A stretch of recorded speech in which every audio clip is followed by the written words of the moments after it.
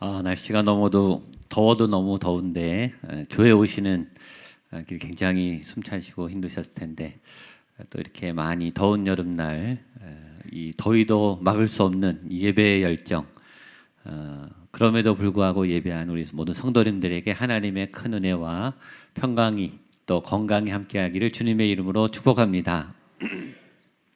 주중에도 굉장히 많이 예배 오세요. 수요 예배, 금요 심야 기도에도 이렇게 이 더위를 뚫고 또 이 현실적 고난을 뚫고 여기에 우리를 부르게 한 이 힘은 뭘까? 왜 우리는 이곳에 앉아 있을까? 주님이 우리를 부르심에 우리가 달려나온 일은 뭘까? 많은 이유가 있겠지만 하여튼 주님이 여기 여러분들이 앉아 계신 것을 보고 또 마음이 굉장히 흐뭇하실 것 같아요. 제가 봐도 또 우리 성도님들 너무 예쁘고 감사한데 주님을 예배하기 위해서 또 여러 환경적인 어려움을 뚫고 이곳에 오신 모든 분들에게 하나님의 큰 위로와 평강과 은총이 함께하기를 축복합니다. 우리 갈라디아서의 핵심은 믿음이라고 했습니다. 믿음이 믿음에 이르게 하죠. 네, 믿음으로 믿음에 이르게 한다. 네, 그런 말씀이시죠. 한번 따라해요. 믿음에서 믿음으로. 믿음에서 믿음으로. 믿음이 믿음을 이끌어요. 그러니까 믿음이 있어야 믿음이 더 생기고 믿음이 있어야 믿음이 더 견고해집니다. 우리의 믿음을 자라나가게 하는 것이 복음이에요. 믿음과 복음에 대해서 아주 요약적으로 쓴 말씀이 갈라디아서입니다. 출발이 믿음입니다. 믿음의 시작은 굉장히 중요합니다. 그런데 이 믿음의 시작이 결코 만만치가 않아요. 믿어져야 믿죠. 믿음이 생겨야 믿죠. 안 믿어지는데 어떡하겠어요? 설명도 듣고 얘기도 들었는데 안 믿어져요. 예수님만 그런 게 아니라 우리 신앙생활, 일반 생활도 그 사람을 못 믿겠는데 어떻게 해요? 믿을 만한 거를 막 증명해도 내가 안 믿어지면 못 믿는 거죠. 이 의심병이 들어가면은 안 믿는 거예요. 못 믿을 수가 없어요. 믿음이 생기는 것도 하나님의 은혜예요. 여러분들이 이곳에 믿음을 가지고 오신 것은 하나님의 은혜고 여러분 안에 성령님이 살아 역사하신 줄로 믿습니다. 지난주에 우리 공계순 할머니 이 시간에 세례를 받으셨어요. 86세 되신 우리 할머니께서 오셔서 세례를 받으셨습니다. 누가 전도한 것도 아니고 본인의 마음에 불교 쪽에 계시다가 어느 날 하나님이 교회 나가라, 예수님을 믿어라 이런 마음이 생긴 거예요. 그리고 교회를 그럼 어디 교회 나갈까 찾다가 그것도 다른 교회 분이 저희 교회 나가라고 소개를 해주셔서 목양교회를 가려고 하는데 목양교회 가는 버스가 마침 와서 저희 교회에 오게 되신 거예요. 86세 할머님이 4주간 공부를 다 마치시고 지난주에 세례를 받았습니다. 여러분 이게 설명이 되냐 이거예요. 설명이 안 되는 거예요. 어느 날 하나님의 음성이 안 믿는 분, 또 예수님과 전혀 접촉이 없었던 분에게 임해서 그 음성이 들려서 음성을 따라가는 거죠. 여러분 신앙은 음성을 따라가는 거죠. 하나님의 음성, 거부할 수 없는 음성. 이 음성이 늘 살아서 쟁쟁 울리고 인도하는 한 번 이 음성을 듣고 따라간 분들은 이 음성을 거부할 수가 없어요. 워낙 강력한 음성이기 때문에. 오늘 여러분들도 그 음성을 따라 이곳에 온 줄로 믿습니다. 믿음을 시작하는 것은 은혜예요. 그러나 두 번째 믿음을 시작한 다음에 중요한 것은 믿음을 지키는 겁니다. 믿음은 시작보다 지키는 게 더 어렵습니다. 교회 처음 나오는 것보다 계속 교회 나오는 게 더 어려워요. 한 번은 부담이 없죠. 한두 번 나가는 거야 괜찮은데 계속 믿음을 지켜나가는 것은 쉽지 않습니다. 다른 것도 똑같아요. 운동을 시작하는 거, 사업을 시작하는 거, 결혼을 시작하는 거 쉽지 않습니다. 그러나 잘 유지하는 거, 아이를 낳는 것도 힘들지만 아이를 잘 양육하는 건 얼마나 어렵습니까? 우리는 알아요. 믿음이 있었던 분들이, 믿음이 좋았던 분들이 신학교에도 하나님의 부름을 받고 헌신된 신학생들이 오죠. 근데 목회를 포기하고 또 하나님을 안 믿는 그런 분들도 있어요. 믿음이 시작됐고 믿음을 지켜나가다가 교회 중직으로 헌신자로 정말 열심히 한때 정말 믿음 좋게 살다가 교회를 옮기든지 교회를 떠나서 아예 교회를 안 나가는 분도 있다고요. 믿음을 지키는 일은 쉽지가 않습니다. 고린도후서에 그래서 이런 말씀이 있습니다. 고린도후서 13장 5절입니다. 같이 한번 읽겠습니다. 시작. 너희가 너희 자신을 시험하고 너희 자신을 확증하라. 예수 그리스도께서 너희 안에 계신 줄을 너희가 스스로 알지 못하느냐? 그렇지 않으면 너희는 버리운 자니라. 믿음이 있는지 너희가 자신을 시험하고 자신을 확증하라. 내가 지금 믿음을 지키고 있는가? 내 안에 있는 믿음이 지금 믿음인가? 지금 여기서 나의 믿음이 살아있는가? 내 안에 예수님이 주인이 맞는가? 내가 주인인가? 예수님이 주인인가? 나는 예수님을 위해 어떤 사랑의 마음을 갖고 있는가를 날마다 시험하고 확인하라. 믿음을 확인하라는 거예요. 여러분들이 믿음을 시작했을 뿐만 아니라 믿음을 잘 지켜내시기를 축복합니다. 옆에 분에게 한번 선포하세요. 믿음을 지키십시오. 믿음을 잘 지키십시오. 아멘. 그런데 믿음을 잘 지키는 것 다음 단계가 있어요. 그것은 믿음이 성장하는 거예요. 믿음이 있는 수준에 머무는 게 아니라 믿음이 자라야 되는 거예요.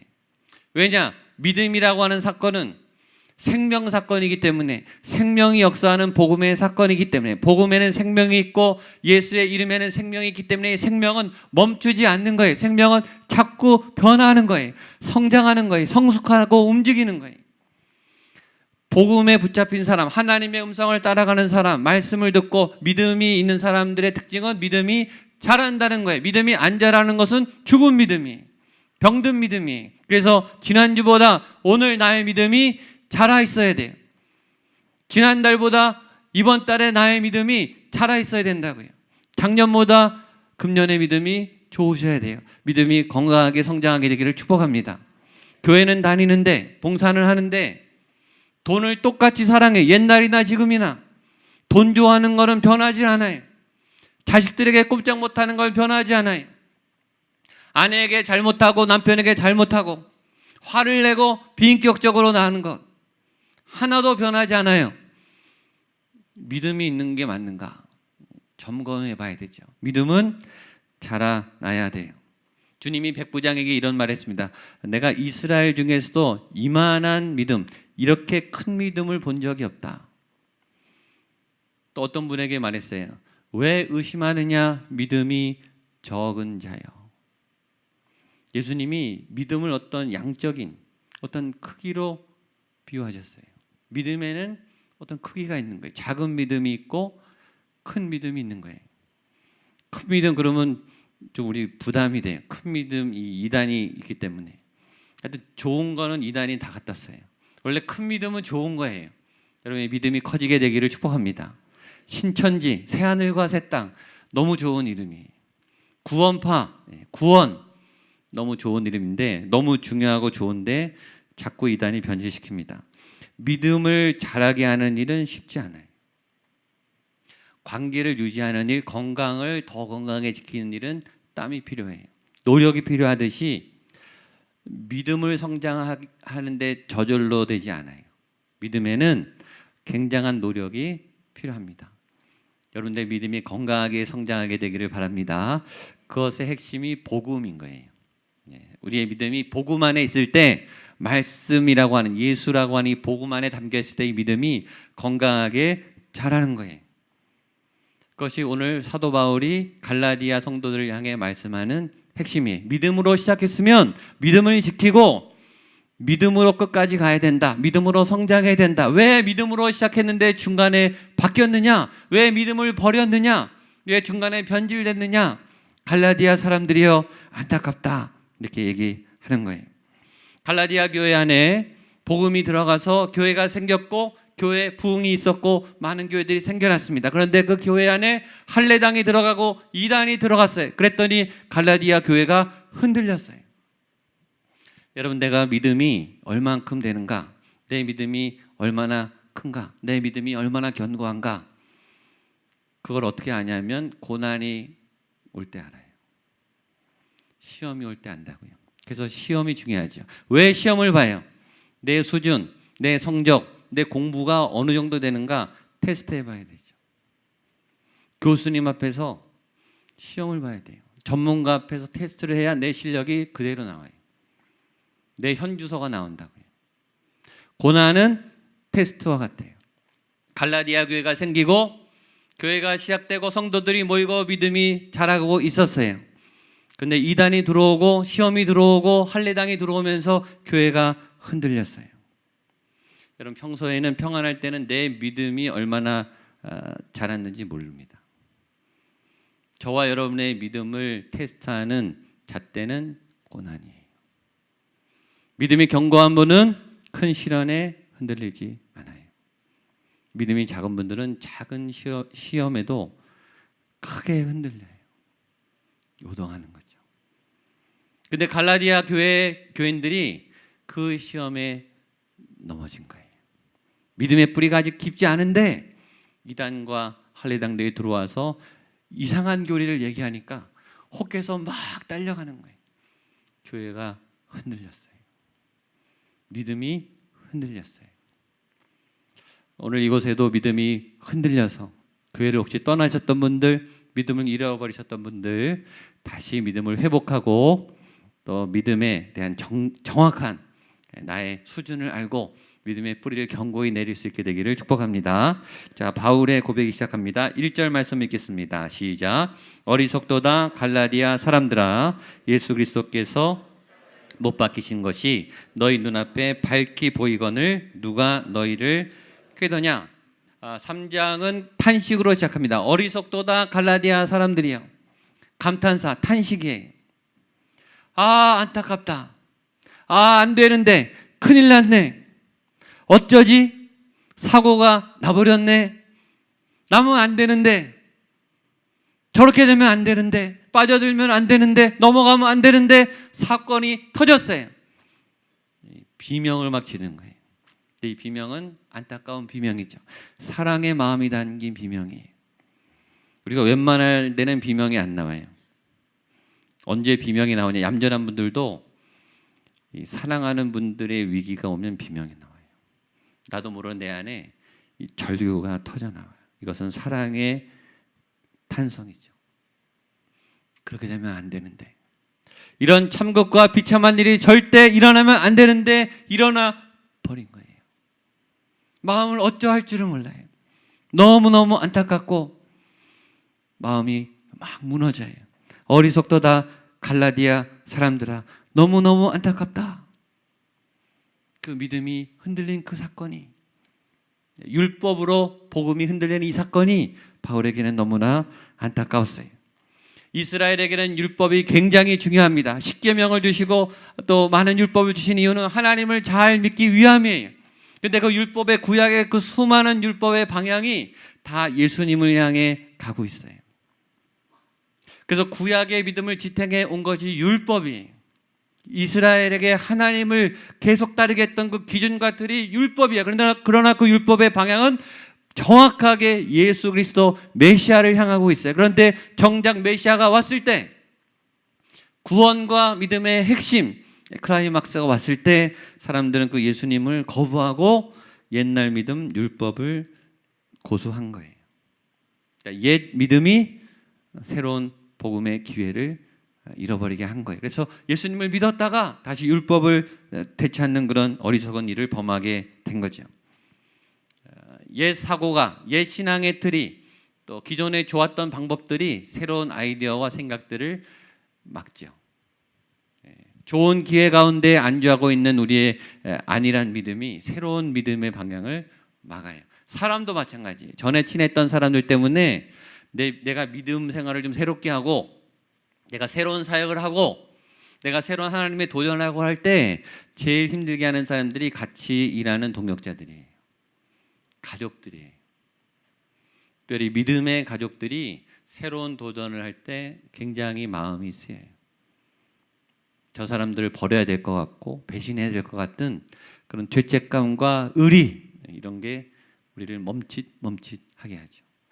동창회 나가면 좋아요. 친하고 편하고. 그러나 동창회는 동창회예요.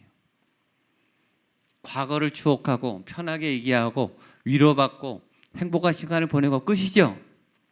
그 사람들과 파트너가 돼서 새로운 일을 할 수는 없어요. 벌써 20년, 30년 갈라져서 나의 새로운 삶의 현장이 있기 때문에 거기는 거기죠. 옛 믿음에서 때로 여러분들이 떠나야 되는 자리가 있어요. 그것이 과거에는 좋았어요. 우리를 지켜줬어요. 우리를 새롭게 했어요. 나에게 좋은 신앙적, 영적 교훈을 줬어요. 그러나 오늘 또 앞으로 하반기에 여러분들이 어떤 떠나야 될 옛 믿음의 자리가 있어요. 좋은 동역자들도 때론 떠나셔야 돼요. 좋은 사역지도 때론 떠나셔야 돼요. 내가 잘하고 있고 도움이 됐고 지금 필요해도 때로는 하나님께서 바꾸라고 하실 때 새로운 믿음으로 도전을 하셔야 됩니다. 예수 그리스도를 향해 구원으로 가야 될 이 갈라디아 성도들이 믿음으로 가고 있다가 지금 율법에 딱 걸렸습니다. 2절 3절 좀 더 보겠습니다. 시작. 내가 너희에게서 다만 이것을 알려 하노니 너희가 성령을 받은 것이 율법의 행위로냐 혹은 듣고 믿음으로냐 너희가 이같이 어리석느냐 성령으로 시작하였다가 이제는 육체로 마치겠느냐. 너희에게 성령이 임했는데 이 사건이 율법의 행위 때문이냐 아니면 듣고 믿음에서냐. 이 율법과 성령에 대해서 계속 이야기해요. 성령은 믿음으로 말미암아 주어진 거예요. 율법의 행위가 아니에요. 종교 활동을 잘할 때 성령이 부어지는 게 아니라 하나님을 향해 마음을 열 때, 믿음의 문을 열 때, 말씀을 믿을 때 성령이 임하는 거예요. 여러분의 그런 성령의 역사가 나타나게 되기를 축복합니다. 이렇게 봅시다. 율법은 교과서와 같아요. 성령이 역사하는 현장은 삶의 현장이라고 보시면 돼요. 교과서는 굉장히 중요해요. 정규 과정은 중요해요. 학교 수업은 중요해요. 근데 학교 수업은 실생활에는 그렇게 현장에 도움이 되지가 않아요. 수학 배우는 게 현장에서 그렇게 도움이 되지가 않아요. 산수는 좀 도움이 되겠죠. 이 교과서는요, 기초 학문이에요. 삶의 베이스를 까는 기본 베이직이에요. 현장은 교과서처럼 되지 않아요. 현장은 매뉴얼대로 돌아가지 않아요. 현장은 새롭게 돌아가요. 그러나 매뉴얼을 잘 익혀야죠. 기본기가 탄탄해야죠. 기본기를 잘 배우고 율법을 배우는 이유는 현장에서 잘 응용할 수 있기 때문이에요. 그러니까 율법의 역할은 그 역할이에요. 믿음의 기본기, 신앙의 기본기를 잘 다져서 현장에서 잘 새로운 상황에 써먹을 수 있도록 말씀을 잘 준비해서 현장에서 순간순간 역사하시는 성령님의 역사의 믿음으로 반응할 수 있도록 돕는 게 율법이에요. 근데 우리가 율법을 너무 중요시 여기다 보면은 이 텍스트 안에 갇히는 거예요. 신앙 안에 갇히는 거예요. 문구 안에 갇히는 거예요. 어떤 틀과 형식 안에 갇히는 거예요. 그 기본적인 신앙과 말씀의 기초를 가지고 예배 때 이걸 열어놓으셔야죠. 마음을 여셔야 돼요. 믿음의 문을 여셔야 돼요. 새로운 성령님의 역사를 향해 열어놓으셔야 돼요. 성령님이 임할 때 감동이 오는 거예요. 여러분의 기도에 성령의 은혜가 부어지기를 축복합니다. 여러분들의 찬양에 성령의 은혜가 부어져야 돼요. 기계적으로 찬양하면요, 은혜가 안 와요. 기계적으로 기도하고 기도의 문구가 있죠. 타이틀. 문자 안에 갇힌 기도, 형식 안에 갇힌 기도, 형식 안에 갇힌 예배, 형식 안에 갇힌 성경 공부, 기계적으로 하는 그게 아니라 현장은 그 현장에 임하시는 그날의 새로운 은혜와 성령의 역사가 있는 거예요. 그걸 여는 것이 믿음이에요. 바울이 그 얘기를 하고 있습니다. 좀 더 보겠습니다. 5절입니다. 시작. 너희에게 성령을 주시고 너희 가운데 능력 행하시는 이의 일이 율법의 행위에서냐 혹은 듣고 믿음에서냐. 율법의 행동이냐 이 신앙적인 형식이냐 말씀을 듣는 믿음에서냐. 말씀도 이렇게 받을 수가 있어요. 내가 내 틀과 기준이 있어요.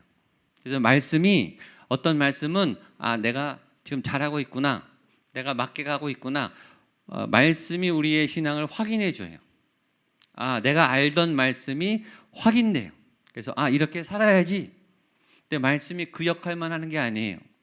말씀이 내가 아는 것만 확인시켜주면 그게 무슨 말씀이겠어요. 말씀은요, 새로운 길을 열어주죠. 새로운 길을 인도하죠. 새로운 상황에 적응할 수 있도록 나를 성장시키는 거예요. 나를 넘어서야 신앙이죠. 내가 갖고 내가 경험한 것들을 확인하는 것만이 무슨 신앙이겠어요? 그럼 내가 신이죠. 내가 알지 못하고 내가 할 수 없고 내가 상상하지 못했던 것들을 새롭게 열어주시는 그분의 능력을 따라가는 게 신앙이죠. 그래서 말씀을 듣는 거예요.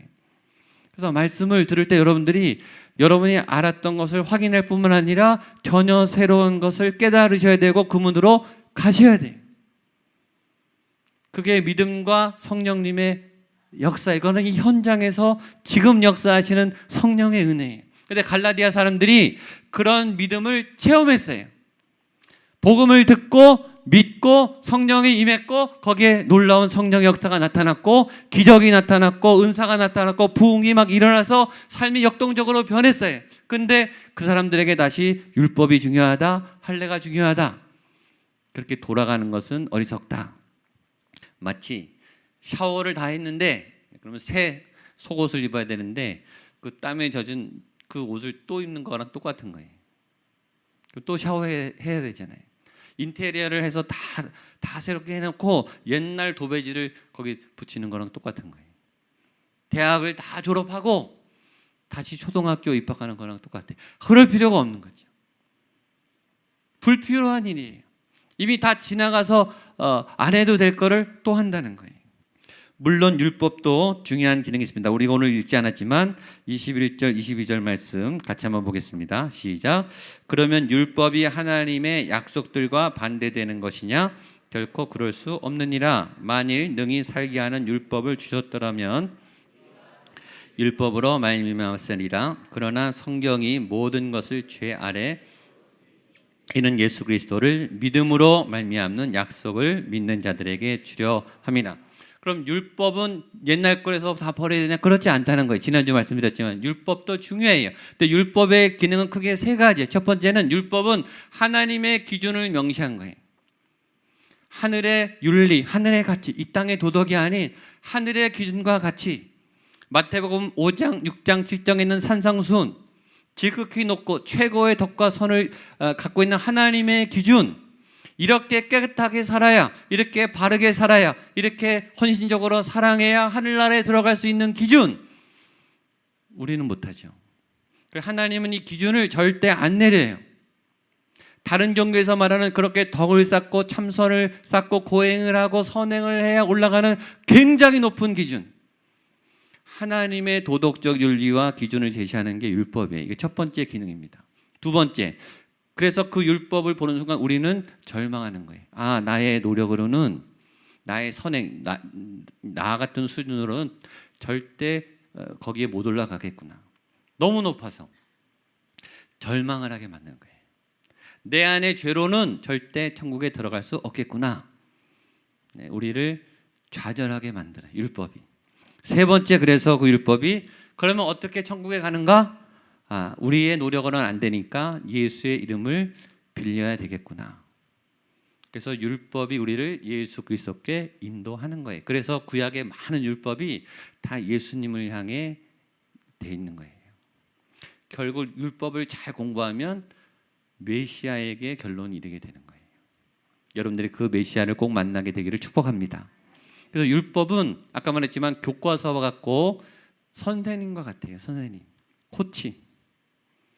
코치가 아무리 좋아도 운동장에서 경기하는 사람은 누구예요? 선수예요. 코치가 아무리 좋아도 선수가 잘해야 돼요.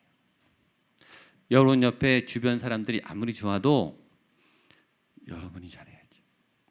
율법은 보조수단이에요.